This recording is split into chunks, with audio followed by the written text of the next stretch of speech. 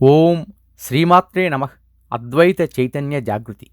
ఈ ఆంతరిక యజ్ఞం చేసేవారు ఎవరైతే ఉన్నారో వారంతా జ్ఞాన మార్గంలో ప్రయాణం చేసిన వారవుతారు. ఇది జ్ఞానయోగ సాధన. వీరు అంతర్ముఖాన్ని మాత్రమే దృష్టిలో పెట్టుకుంటారు. వీరు అవస్థాత్రయాన్ని దృష్టిలో పెట్టుకోరు. ఎవరైతే జ్ఞానాగ్ని దగ్ధ కర్మాణం అనేటటువంటి తురియ పద్ధతిగా వచ్చిన వారు ఉంటారో వారు బ్రహ్మాత్మ భావన చేసి మహావాక్య నిర్ణయ పద్ధతిగా బ్రహ్మనిష్టని సాలోక్య సామీప్య సారూప్య సాయుధ్యములనే చతుర్విధ ముక్తులకు అర్హులవుతారు. ఎందుకంటే ఈ స్థితులన్నీ జ్ఞానాగ్నితో సంబంధపడి ఉంటాయి.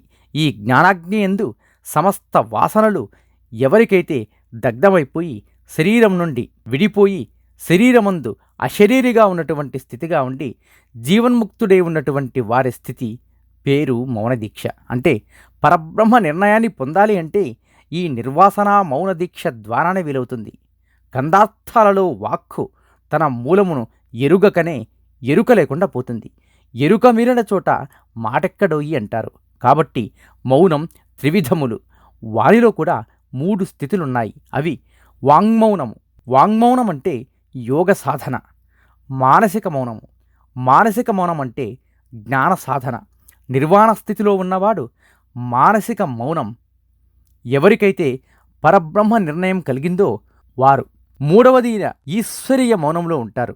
దేశ కాల కలన అంటే 3 దక్షిణామూర్తి స్తోత్రంలో చెప్తారు. ఇందులో కాలమును దాటాలి అంటే ఈ ఈశ్వరీయ మౌన స్థితికి సంబంధించిన నిర్ణయం ఉండాలి. అలాంటి నిర్ణయం లేకుండా కాలాన్ని దాటడానికి వీలవదు. కాబట్టి నిర్వాసన మౌన దీక్ష ద్వారా ఈశ్వరీయ మౌనాన్ని సాధించాలి. సాధనలేవీ లేవు అంటూనే దాని ప్రాప్తిని కనవలే అంటారు. బ్రహ్మనిష్ట తరువాత అంతా కూడా ప్రాప్తి కనవలే, అనగా మార్జాల కిషోర న్యాయం ద్వారా ఆ ప్రాప్తిని పొందాలి. అట్లా ఈశ్వరీయ మౌన స్థితిని పొందిన వారు ఎవరైతే ఉన్నారో వారు చిన్ముద్ర ద్వారా అభయమును ఇవ్వగలుగుతారు. ఈ చిన్ముద్ర పరబ్రహ్మ నిర్ణయానికి సూచిక. చిన్ముద్ర అంటే శూన్యమును సర్వమును ఏకకాలంలో చూచుట. 2 వేళ్ల మధ్యలో శూన్యమున్నది. నిలబడి ఉన్న వేళ్ళు సర్వము. ఈ శూన్య సర్వములు ఒక్కటే. తెరిస్తే అభయముద్ర. ఈ అభయముద్ర ఎవరు ఇవ్వగలుగుతారంటే ఎవరైతే శూన్య సర్వములు ఒక్కటే అనే స్థితిని పొందుతారో వారు అభయాన్ని ఇవ్వగలుగుతారు.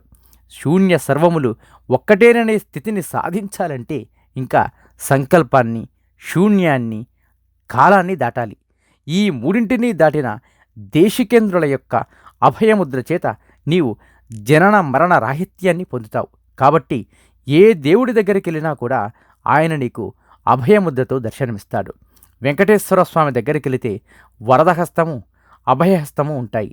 దేవతా విగ్రహాలన్నీ కూడా ఈ అభయముద్రతో సృజించబడ్డాయి. కాబట్టి వాటి ద్వారా నీకు సంధ్యారూపక బోధ చేస్తున్నారు. అక్కడ మానవ జీవిత లక్ష్యం పరబ్రహ్మ నిర్ణయం, జనన మరణరాహిత్యం. దానికోసం నీవు మౌన వ్యాఖ్యను దక్షిణామూర్తిని ఆశ్రయించాలి. నీవు దక్షిణామూర్తి స్థితిని ధరించాలి. ఆ స్థితిలో నిలబడి ఉండాలి. నీ ద్వారా, నీ జీవనం ద్వారా పరబ్రహ్మతత్వం ప్రకటితమవ్వాలి. సూర్యుడు మౌనంగా ఉండి ప్రకాశము వెలుగు ఇస్తున్నాడు. సృష్టికంతటికి ఆధారంగా ఉన్నాడు. ఆధార స్థితిలో ఉన్నది కేవలం మౌనమే. ఆధేయ స్థితిలో మాత్రం శబ్దాలున్నాయి. ఆకాశంలోకి దిగి వస్తేనే శబ్ద తన్మాత్ర చేత సృష్టి ప్రారంభమైంది. వాక్కు యొక్క మూలాన్ని ఎరగడం అంటే సృష్టి యొక్క మూలాన్ని ఎరగడమని అర్థం. ఈ రకంగా మౌనాన్నే ప్రాధాన్యంగా పట్టుకొని ప్రయాణించే పంచగగన పద్ధతిని ప్రతిపాదించారు. సాధనాలలోకెల్లా ఉత్తమమైనది పంచగగన పద్ధతి. దీని ద్వారా ప్రయాణించేవారు దీనిని పొందగలుగుతారు. దర్శించిన వారు చెబుతారు పంచగగన పద్ధతి గురించి. పంచగగన పద్ధతిలో భూతాకాశం అనగా నీవు చూసే ఆకాశం ఒకటి, శబ్ద తన్మాత్ర కలిగి ఉన్న భూతాకాశము ఒక ఆకాశము. ఎవరైతే శబ్ద తన్మాత్రతని తన లోపల పుట్టినటువంటి అనాహత నాదాసు సంధానం ద్వారా అధిగమించినటువంటి ప్రజ్ఞాస్థితిలో చేరతారో వారు మొదటిది దాటారు. ప్రజ్ఞ ఆకాశానికి అవతల ఉంది. చైతన్యం ఆకాశానికి అవతల ఉన్నది. చిత్తాకాశము, చిదాకాశము, దహారాకాశము, కేవలాకాశములతో కలిపి మొత్తం పంచగగనములు. ఈ పంచ గగనముల పద్ధతిగా బోధించబడే బోధ పేరు ప్రబోధ. దక్షిణామూర్తి విధానంలో చెప్పబడేదంతా ప్రబోధ పద్ధతి. అచల సిద్ధాంతంలో ప్రబోధ చూడమనేని కందార్థాలలో ఒకటుంది. అచల సిద్ధాంతమంతా మౌన వ్యాఖ్యే. అంటే అచల సిద్ధాంతం గురించి వాక్కులో దిగివచ్చి చెప్పడమే పరిమితిని ధిక్కరించడం అని అర్థం.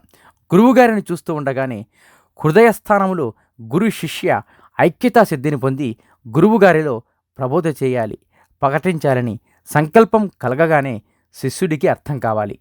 శ్రీ ఆదిశంకరాచార్య విరచిత శ్రీ దక్షిణామూర్తి స్తోత్రము ఇది. ఓం శ్రీమాత్ర నమః. అద్వైత చైతన్య జాగృతి. నీలో నీకు నమ్మకము కలిగినప్పుడే నీవు దేవుడిని నమ్మగలవు. శతం జీవ శరదో వర్ధమాన శతం హేమంతాన్ శతం వసంతాన్. 100 శరత్తులు, 100 హేమంతాలు, 100 వసంతాలు వర్ధిల్లుతూ జీవించండి. ఇట్లు బీవీఎస్.